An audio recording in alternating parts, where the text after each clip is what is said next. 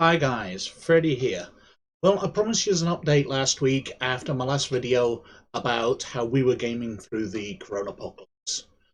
And here I am. It's taken me a week to get back to you. I'd actually planned to do this Sunday or Monday, but my life's actually got busier, not quieter, while this is on. Because not only am I getting on with my normal job, where I'm working from home, working from here, but my kids have been home. My eldest son has been submitting work for college, and I had a deadline of Friday, so I was helping him with that. And my youngest son, I'm now a school teacher, so I'm getting on with that. So it's been kind of crazy here. So I'm sorry it's taken a full week to get back to you, when this would probably have been far more useful to you sooner on. But I just wanted to talk you through how our game went. And it went brilliantly. It took me a while to get used to speaking to fresh air instead of to faces. I wasn't quite used to that because we didn't use video conference at all. We just went on Discord. We used Discord for chat.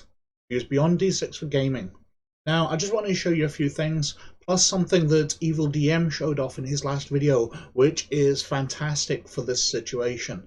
So, if I go over to screen sharing. Now this is Discord. Now as you can see, this is a fairly standard chat system. You've got the window here where past messages appear, a chat box down the bottom. You can attach images and various things here. And we use that during the game because I have a multi-monitor setup. So the monitor over here where I'm displaying Discord to you, I used for my gaming materials. And the monitor up here where you are at the moment, where my webcam is where I had Discord running. So I could see the messages and I could see the gaming stuff separately.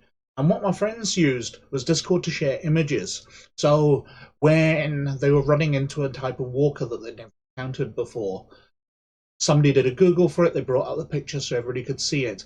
And they were helping each other out by sharing these images so everybody could see what was going on. Also, what was fairly useful was a couple of the guys are really quite skilled at IT stuff, and they were doing maps quickly and then sharing the images on there.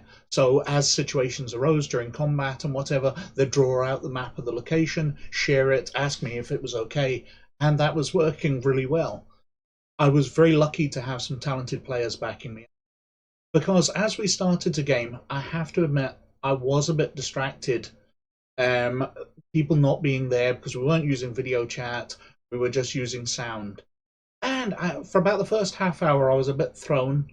It had been a delay of a few weeks while the situation had been building up between us gaming, so it was catching back up to date with the game and things. But once we were playing really well. It was one of the best sessions we've had for a while, actually. That's maybe not the best sign that we should ever meet up again. But we used Discord. The things I must note about it is this section over here, when people are in the same chat room as you, they appear in this list, and each one's got an icon next to them to show when they're talking, which I found very useful. So when players were talking over one another, that I could see who was talking, and if I had difficulty identifying whose voice it was, because some of the quality was a bit dodgy. One of the guys was playing from his kitchen, so it's very, very echoey in the background. With Family Men, you've got a game where you can, and he chose the kitchen. We joked that he was actually recording from inside a dustbin. The echo was quite severe.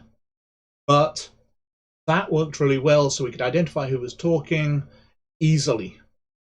The other thing is, when you're chatting in Discord, you can set up somebody as basically a super user, and they set me up as that. And that worked really well because that allowed my voice to carry over everybody else's, which worked. If other people were chatting and I spoke, I overrode them and everybody could hear what I said, which as a games master was absolutely vital.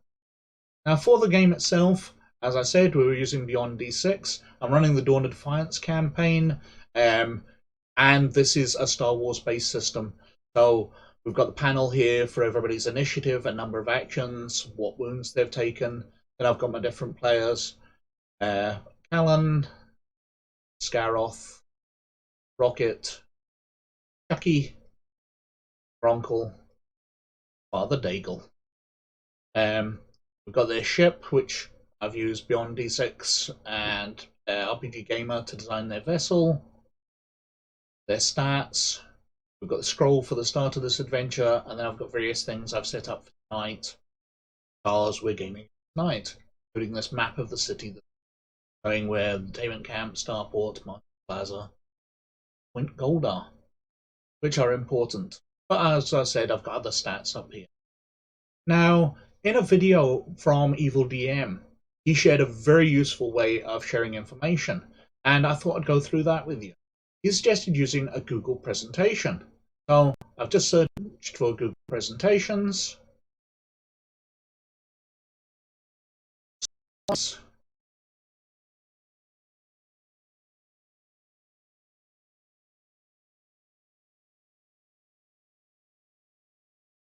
Blank one. Seen, I've done a couple of searches to try and speed this up as this loads in.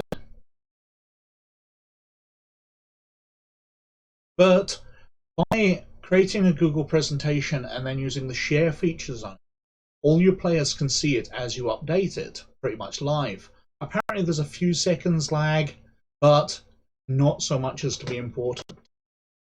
Now, if I delete text areas, I don't need those.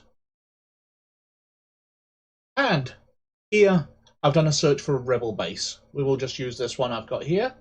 So I copy the image. I paste the image. And now that image is shared with everybody that I decide to hit share for.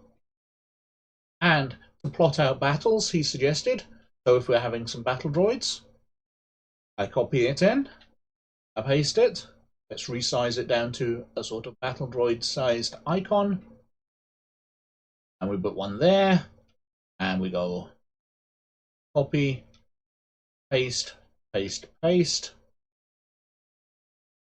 And have some battle droids scattered around the room, and we can plot out battles that way. The players can see where things are, you can see the map of the area, and you can share that across Google. Now, I found that a fascinating and very useful thing because it live updates, whereas what we were doing was sharing images which were static. This allows you basically to have your battle map from your table, but in front of your players' screens. Anyway, that's pretty much all I've got to say at the moment. As I said, we're gaming again tonight. We're going on to the next part of the First to Strike, which is part 5 of the campaign, Dawn of Defiance campaign. I believe it's part 5. And we're having a load of fun. It's working. As I said, once we got used to chatting, it really worked. But game time really worked, I have to say. I've said the word worked a lot. But hope that's of use to some of you. Thank you very much for watching. Please like and subscribe if you like what I'm doing at all. But most of all, you look after yourselves, especially in this time of troubles. And I'll catch you later. Bye now.